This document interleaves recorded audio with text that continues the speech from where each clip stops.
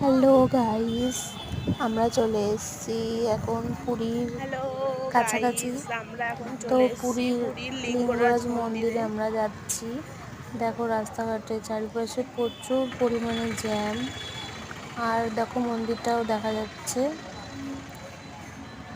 এই সোজা রাস্তা দিয়ে মন্দিরের ভিতর ঢুকতে হবে। দেখো চারিপাশে দোকানপাট নিয়ে বসছে, তো আমরা এগিয়ে যাচ্ছি। বলতে গেলে জায়গাটার ভিউ অনেকটাই সুন্দর। পুরো আমি ভিডিওটা দেখাতে পারছি না, বাট ক্যামেরার কারণে অনেক সময় অন্ধকার চলে আসছে। তো জায়গাটার ভিউটা খুবই সুন্দর। আর এখানে যাওয়ার পরে আমরা জানতে পারলাম যে ফোন বা ক্যামেরা নিয়ে ভিতরে ঢুকতে দাও। দারুণ লাগছে জায়গাটা দেখতে, অসাধারণ।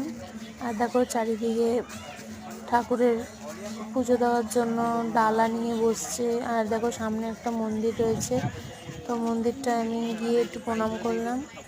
তো এরপরে ভিড় কাটিয়ে আমরা এগিয়ে যাচ্ছি। দেখো মন্দিরটা দেখা যাচ্ছে, আর মন্দিরের ভিতরে গেলে আরও সুন্দর লাগবে দেখতে জায়গাটা। আশা করি তোমাদের পুরো ভিডিওটা আমি দেখাতে পারবো না, যেহেতু ফোন ভিতরে অ্যালাউ নেই, সেই কারণে ফোন ক্যামেরা কিছুই অ্যালাউ নেই। তো সেই কারণে ভিডিওর ভিতর মন্দিরের ভিতরটা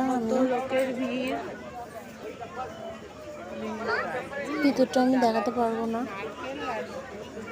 তো চলো ভিতরে ঢোকা যাক।